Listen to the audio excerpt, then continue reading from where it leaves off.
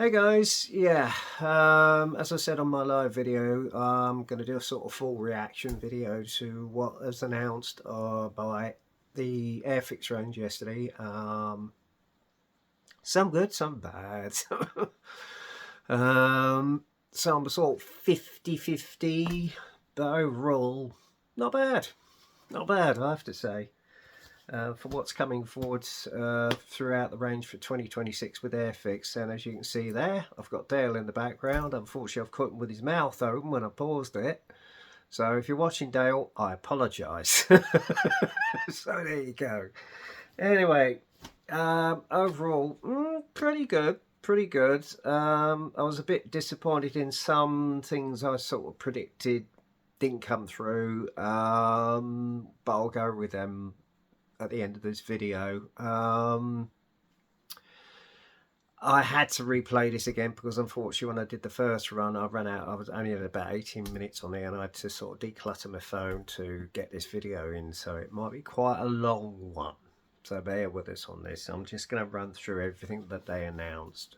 First off the block are the gift sets. And as Dale mentioned in the range video yesterday, they're going to do a new series called Legends, of people who, fought in valour in their lifestyle, etc. And first off the block this year is a particularly good person that is a favourite ace of mine, actually. My father had the pleasure of meeting him once at a service station, and that's in honour of Douglas Bader. And if anybody's seen the film Reach to the Sky, that explains his full story, because unfortunately he had a rather nasty accident back in 1931 when he was flying his Bristol Bulldog. He was on his way back to his base at Kenley, and after doing a display at Hendon, and someone dared him to do it, and of course Douglas, being the adventurous that he was, decided to, and it was as he was on his way back, he was doing a loop and the aircraft flipped. It caught the edge of the wing, the engine went back onto his legs and crushed his legs, and the rest, as they say, is history. Obviously he was invalided out the RAF once he'd got through his initial stages of recovery at the hospital, whereby he was treated at the Royal Berks Hospital in Reading. And he had his accident at the old Woodley Aerodrome, which is now a housing estate, sadly. But there is a museum to the old Biles Aircraft Museum there. Sadly, a lot of the buildings that were left have been demolished now, which I think is awful, considering the amount of history that was there. But money talks, bullshit walks, as they say. But anyway, enough on the subject. Anyway, it's a trio of 3 1/48 kits. The first being the Bristol Bulldog, which was recently reissued as the end of the 2025 range, which was a surprise announcement, and it's in the markings of the squadron that he flew at the time he had his accident. And the second aircraft in the trio is his Hawker Hurricane Mark 1, which he flew with, I think it was 232 Squadron, which were based at Tankmere. And was it Tankmere or was it Biggin Hill? I can't remember. I might be wrong. Or Kenley, I think it was. I don't know. I'll have to read. Anybody who knows, just leave your comments in the comments column and correct me, because I'm just working off the bat here. And the last aircraft in the kit range in the trio is the Spitfire Mark II that he flew in briefly in 41 and obviously was shot down. And he had to free himself by loosening his legs, otherwise he would have gone down with the aircraft. And the only way they actually managed to get his other leg through was actually drop it during an air raid, believe it or not. He did try escaping a few times, and then he obviously finally ended up in Colditz, where he was liberated at the end of the war. And he took part in the mass flight display over London to mark the end of the war as well. He went on actually to work for Shell, and he got involved in various charities with people who had the same sort of problem where they'd lost their limbs, etc. And he was actually the Queen Mother's favourite friend as well. Sadly, he died in 1982, and his legacy lives on. So there you go. and I think his charity still is on growing from strength to strength these days. So there you go. Anyway, second set is a 1/72nd set. It's actually a reissued set because if you remember, on the 80th anniversary, Airfix brought out a trio of aircraft involved in the Pearl Harbor attack, and they've reissued it for the 85th, and that is the 1/72nd P-40, the Kate, and obviously the Zero. So that's coming out, and specifically because obviously it's the 100th anniversary of the Swedish Air Force, or the Flygvapnet as it's known. Airfix are bringing out a set of 4 aircraft. The first one is the Gloucester Gladiator, the other one's the P-47 Mustang, the Vampire 3, I think it is, and then obviously you've got the Draken, which hasn't actually been in circulation since I think the 1990s. So that's in the box, and that is one I might well get because I haven't actually got the Draken. So yeah, and initially actually what they didn't mention is that their club box set is also marking the 100th anniversary, and that's got one of 2 kits, obviously, if you join the Airfix club, and it's a limited edition, obviously, and it's for club members only. Although I couldn't believe this. Someone had got them through obviously the day it was announced, and the next day he's had it on Vinted for £25.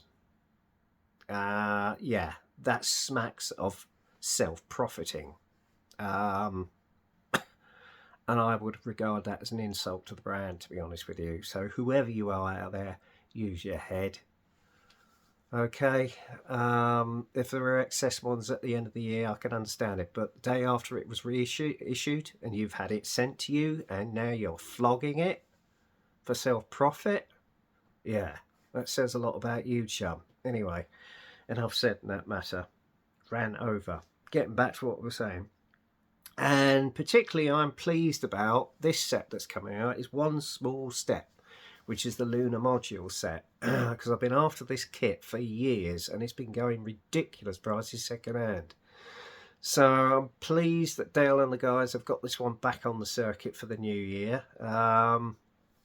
That is one I want to get hold of, because obviously initially last year when the space sets, they reissued the Saturn V, and obviously the one I won in Moss's quiz, the Shuttle, and the new tooled Artemis, which is still on various model shops at the moment. Obviously that will be going out of circulation, obviously with the new range coming in, so get them while you can, guys. All right. Also, there's a set of Eurofighter display aircraft sets, 3 of them. The first one is Gina, which is the Battle of Britain display aircraft, alongside a Hurricane Mark 1 in 1/72nd, which features the markings of Flight Lieutenant Nicholson. Now, if you remember, he actually got a VC for shooting an aircraft down, although his aircraft was on fire, and he actually got burnt.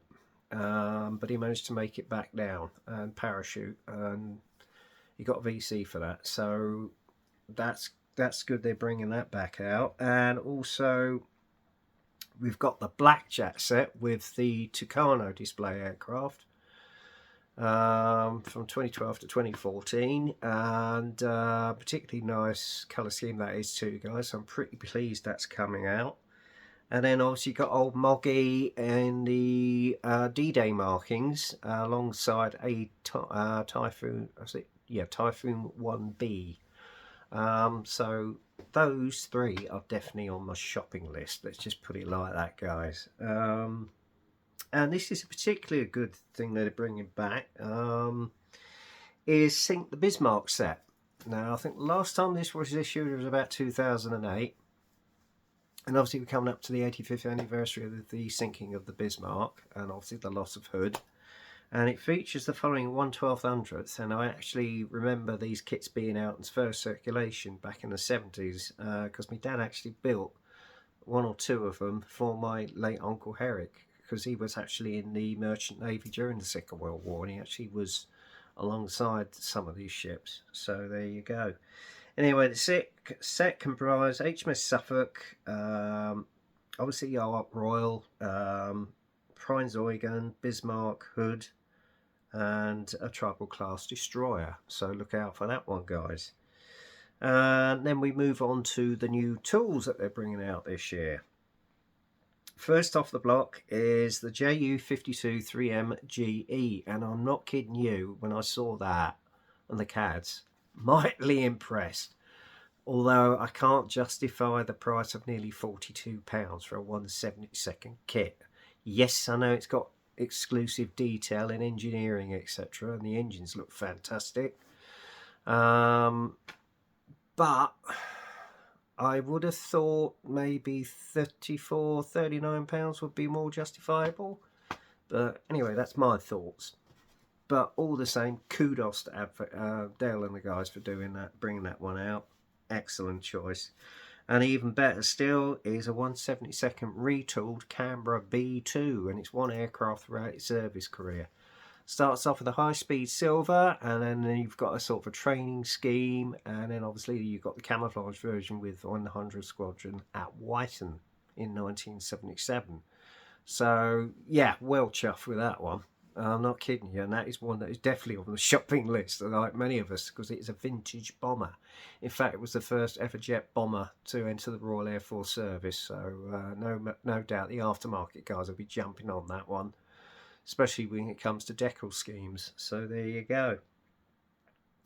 Maybe they'll bring out the PR9 next year, who knows.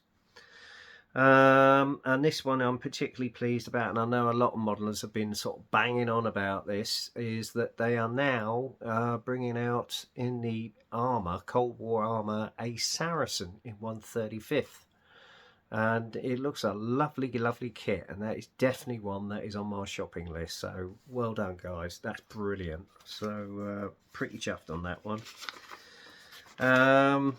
And obviously they mentioned the previously announced ME109 G6 in 1/24th scale as part of their new range, although it was announced at Telford back in November and is on general release now. Also what they're bringing back as regards re-releases, first off the block, again 1/24th, is the F6F Hellcat. But this time it's in 3 new markings, or is it 4? I think you've got 2 US, and you've got 1 Uruguayan, I think. Don't quote me on this. I'm just doing it off the back of my memory. And another one in captured Japanese marking, so that will be interesting. And apparently it's a really good kit. So there you go. So that's back on the scene.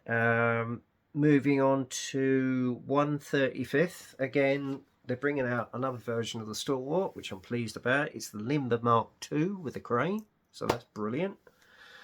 And Moss was predicting they weren't going to bring out any more tanks. Yeah, you got that one wrong. Sorry, Moss. I had to jump on the bandwagon. They're bringing out the Cromwell Mark 7 and Mark 6. So I may well get that one. So I'm a bit of an armour modeller, as you remember in the past. And obviously we thought they were going to bring out a German version of the Sea King, and it turns out they're not. They're bringing out a old yellow Har 3 version in the markings, not only of a Royal Naval version, rescue version, but also the Prince of Wales helicopter that he flew when he was in the Air Force, in the all yellow scheme. So and apparently it's still flying with the preservation flight. It's a Western Supermill or somewhere around there, I don't know. So yeah, that's brilliant. So all you guys have bought previous Sea Kings, no doubt you'll be pre-ordering that one up. What's the other one I was going to mention? Oh yeah, and this was a foregone conclusion because we all knew this was going to come out. Having followed its huge successful feedback from Airfix to Airfix last year, is the Jaguar T2 two-seater with a new front fuselage. I think it's in a set of 3 markings. One of them is the Deera Raspberry Ripple scheme, which I'm particularly pleased about. One I think was based in where was it? I've forgotten. It was the main sort of base for Culture Shore, and I think one's based in West Germany. Might be wrong on that one. Don't quote me on it. But yeah, brilliant. And again, with the aftermarket guys, no doubt they'll be jumping on the bandwagon with that one. Not only the interior detail, but also as regards colour markings. So there you go. Following that, they're reissuing the 1/48th Lightning F6, which I'm extremely ecstatic about, because I missed that round the first time when they brought out the F1, F2 version. Would have been nice to get, well, maybe if we are lucky enough, next year they might bring out the twin seat version. Who knows? So yeah, that's pretty good. It's an iconic aircraft of the 60s and 70s and 80s, and I'm glad they're bringing that one back out.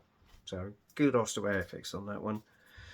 They are reissuing the Gannett AS1, AS4, which I was a bit disappointed about, because I was hoping they were going to bring out the AEW Mark III, but who knows, maybe later this year, or maybe it's up for the grabs for next year. We shall see. The Bristol Blenny Mark 1F is coming out again, and that's with 3 new schemes. One is depicting an aircraft which took part in a raid on Singapore during the Japanese invasion. Unfortunately, the pilot was mortally wounded during that and ended up getting a posthumous Victoria Cross. And the other one, I think, is for 1937, a unit based at Whiten. And obviously, the last colour scheme was sort of depicted of an aircraft during the Battle of Britain, which is actually in the markings of a preserved only flying glazed-nosed Blenny Mark 1F.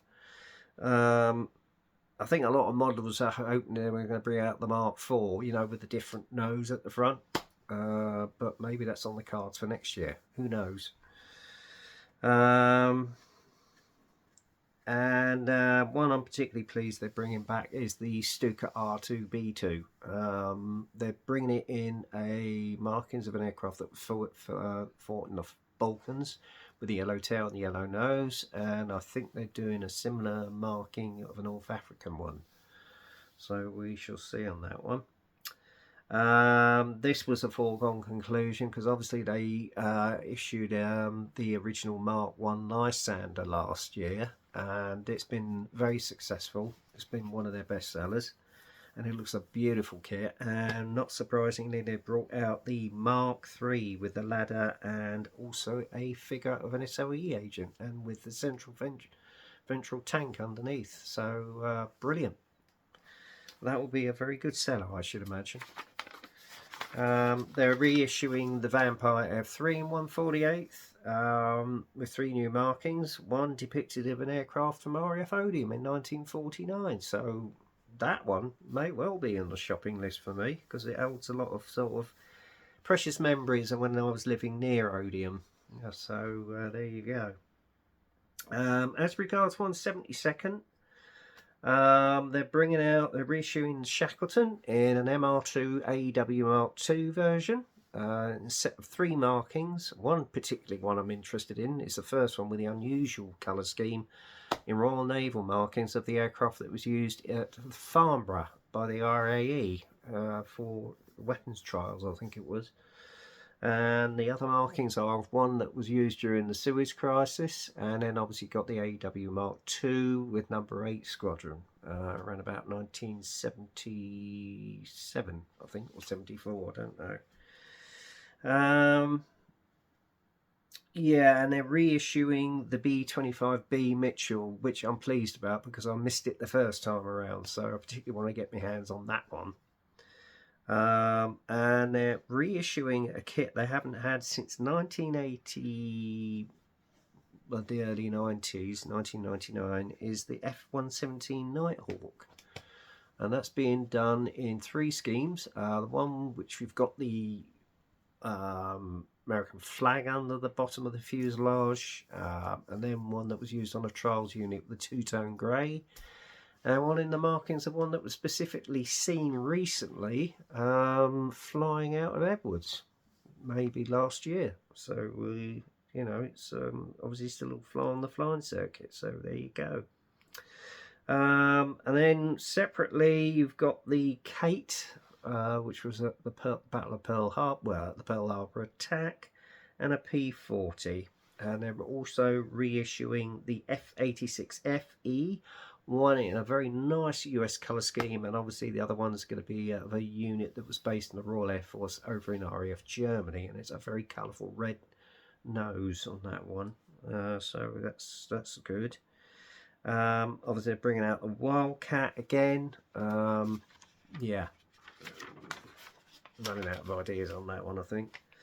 One thing I did actually forget to mention as regards the new tool, they're bringing out the Phantom FG1 in 1/48. That was one I predicted, because obviously last year we had the Buccaneer. So yeah, that's going to be a good seller, although it's going to be about nearly 75 quid. But if you got the dough, get it. That looks a beautiful kit. No doubt the aftermarket guys are already prepping for that one. Especially with the jet cans on the back. So yeah, that will be interesting to see how that builds up. And it's done in 3 markings of Royal Naval aircraft. The initial trials unit, 700P. Then you got 767, which was the operational conversion unit based at Yeovilton in 71, and obviously the last unit was that actually flew the Phantom and the Fleet Airborne Ark Royal circa 1977, the 892 Omega Squadron. So there you go. And if I had enough money, I'd definitely get that one, because I do love the old spook, I must admit. Now we're moving on to vintage classics. They're bringing out the Catalina PBY SA, and obviously one I'm particularly happy about that I was hoping they would issue is the Short Skyvan. It's done in 2 markings. I think one of the photographic version is used during Fairford for aerial shots, and obviously you've got the Olympic Airways one. So yeah, maybe the aftermarket guys might do the old Speedjack scheme, because I know BEA had a few of them, so I'll look out for that. So yeah, that's definitely on the cards, that one. And one I am very happy to know, and it's been asked for ever since Airfix started doing these sort of range launches, is the SRN4 4-engine hovercraft that used to be used to go across the channel. Well happy with that. That is definitely on the cards. That is one kit I've been after for years, and I'm bloody glad that one's back in circulation. I'm not kidding you. That is definitely a must-have. So I'm well happy on that one. Alongside that, you've got a few 172nd releases. The Douglas Dauntless SBD 3.5, which is the latter version of the Dauntless, and apparently it's not a bad little kit. The Mitsubishi KL46 Dyna. That one's coming out, and I remember that one way back when I used to have it in my stash years and years ago, long before I was on YouTube. I think as a teenager. It's not bad. It's not bad. And one I've already got in my stash, the Avro 504K, although I might get another one, but we'll see. And then obviously they're bringing back their old 132nd range of scale military figures. World War II British Infantry set, the World War II British Commando set, and obviously you've got the German Mountain Troops set as well. And alongside that, You've got the Romans and the Ancient Britons, Robin Hood and the Sheriff of Nottingham sets. And also they're bringing out the diorama sets to go along with that in regards to the Roman fort set and Robin Hood Sherwood Castle set. So there you go. Ship-wise, and I'm quite chuffed this one's coming back into the fold, is the 1/180th HMS Prince, because that has been very hard to get hold of. So I'm well happy that's coming back. Also, some of these, HMS King George V, that is what I'm going to get. Brian's Eugen, which is one I've been after for years, and it's been highly sought after because obviously it sailed alongside the Bismarck on a one and only voyage. Scharnhorst, which is one that's been regularly asked for by modelers, and particularly I'm very happy they're bringing out back the HMS Nelson, because that's going to look good. HMS Cossack, which is a tribal cast destroyer, I think, and also HMS Suffolk. So alongside the Hood and the Bismarck, which we previously had, as well as Ark Royal, that would make the complete set for me as regards the battle of sinking the Bismarck. So yeah, brilliant stuff. And that, guys, I think, are we on to...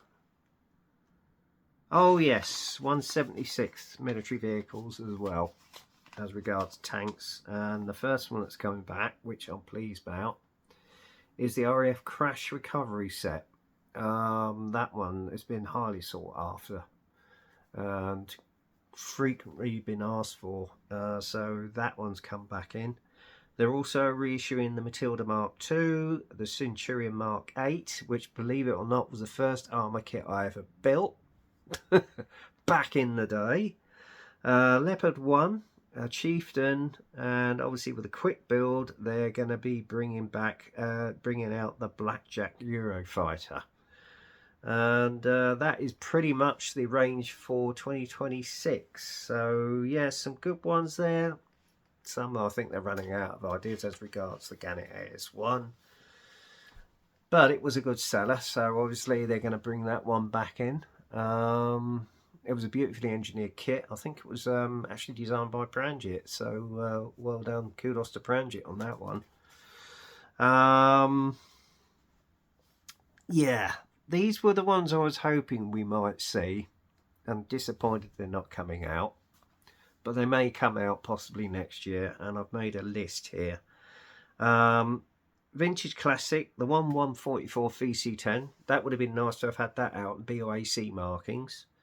The DC10 in the BCAL scheme, the BAC 111 in the BCAL scheme, the Boeing 747-100 maybe in BOAC or possibly Pan Am or even Big Orange. The Boeing 727-200 in Iberia markings, that would have been nice to have seen that back, or Air Canada. And the Boeing 727-200, which more than likely would have come out in the old Lufthansa scheme, as it was the first operator of the 727.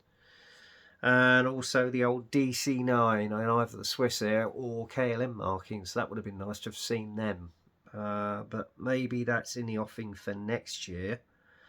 Yeah, as regards 172nd, it would have been nice to have seen the Super Connie back, but I think when that was brought out, it was when Hella owned the brand, so more than likely they've still got the actual moulds, so maybe we're not going to see that one again, who knows.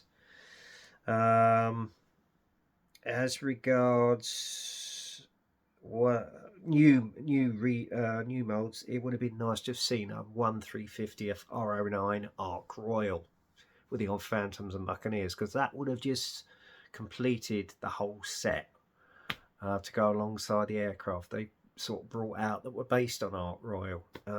That's including the Sea King, HAS1, the Gannet AEW Mark III, which would have been nice to have seen, but maybe that's on the cards for next year. Let's hope. Or maybe this year, because sometimes they do some surprise announcements later in the year. So we shall see on that score. Maybe they will bring out an R09 Art Royal, who knows, or even in 1/600th, or even an HMS Hermes in 1/600th. That would be a fitting tribute to the Falklands War, because I know they've done previous sets with the Wessex. Well, the Wessex they may well bring out as an HU5, who knows, in 1/48th later this year. We can only hope. 1/600th, not really sure. I think the one I wanted has come out, which is the Nelson and the Brian's Eugen.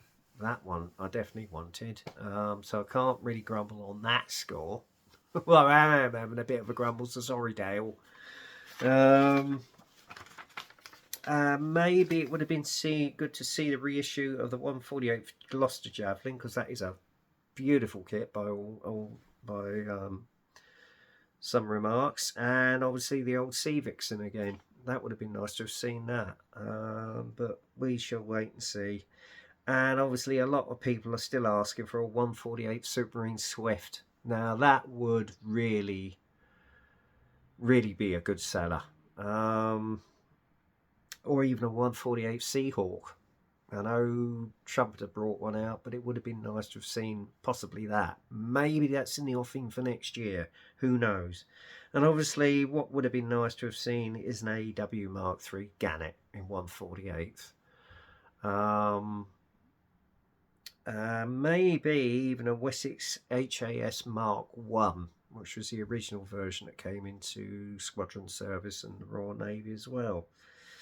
Or even a reissue of the old illustrious through deck cruiser. That would have been nice to have seen that possibly, but hey ho.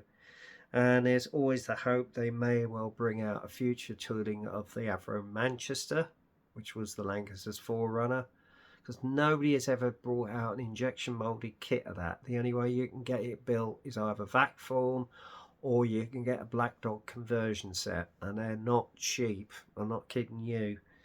Maybe an Avro Lincoln, because that one has never really been given any sort of light in the modelling community. I mean, again, I think the only way you can get hold of that is via a conversion set. Or maybe it would have been nice to see an Avro York, you know, because that was one of the initial airliners that actually was used in most of the airlines after the war. Specifically with BOAC, and it would have been nice to have seen a Lancastrian. Again, the only way you can get that built is by a conversion set. I think they're far and few between, and they're not cheap. So you know, but overall, yeah, as I say, I'm a bit sort of 50-50. Generally, the range they're bringing out is quite exclusive this year, so there is a bit of a sort of a mix. So yeah, that would have been that's good. Maybe they might bring out a few of their old 1/24 racing cars, such as the BMW. Who knows? It would have been so nice to see the old Little Nelly back as well. But maybe that's for next year. Who knows? And it's dependent on whether they can find the moulds in the factory still, or source them. Who knows? But yeah, generally, I mean, I'm not grumbling. I mean, some of the stuff they're bringing out, such as the JU-52, the Phantom, the Jaguar T2, the Saracen, brilliant. And the JU-52, whoa, that looks a beautiful kit, but I can't justify the price. Sorry, 39, yeah, I would have understood that at most, but 42 quid nearly, don't think so. But considering it looks a beautiful tooling, I think that will be a good seller. I was hoping there might be a 1/48 Wessex, or another version, maybe the HAR3, but as I say, that could be a possible surprise later this year. We don't know. We don't know what Dale and the guys have got up their sleeve. But anyway, that'll end my video now. That's my general reaction. We've been going for what, nearly 35 minutes, so I'm gonna finish it here. I don't know what your thoughts are. Leave your comments in the comments column and see what we are. We'll have a sort of a maybe online discussion about it. But yeah, I'm sort of 50-50, I would say, this year. Some of the releases they're bringing out, yeah, kudos to them. Specifically the 3 display tour Eurofighter sets. I like that idea of bringing all 3 of them out. So yeah, kudos, and hopefully it's the new tooling as well that recently came out last year. Because my brother's actually got one. He said it's not a bad little kit actually. So yeah, we shall see. Anyway, that's it for now, guys. Get kit crazy, happy modelling, and I will speak to you soon, because I think I've got some kits in that are additions to my stash. I might do a video on a stash additions sooner or later. I don't know. Maybe near the end of the month. I don't know. We shall see. Other than that, it's not a lot to say, really. Oh, one thing I have forgotten to mention in my last few videos is I've opened up a new YouTube channel which involves my other interest, which is Doctor Who. It's called Whovian Stew. I would have put a link in the video, but unfortunately I'm a bit of a technophobe. I don't have a PC and I can't put it on there for you. So look out, Whovian Stew. All right, that's Whovian, WHOVIAN STU. Okay, so that's my other channel. Have a look, and if there's any of you Whovians out there in the modelling community, go and check the channel out and subscribe. Alright, anyway, that's it for now, guys.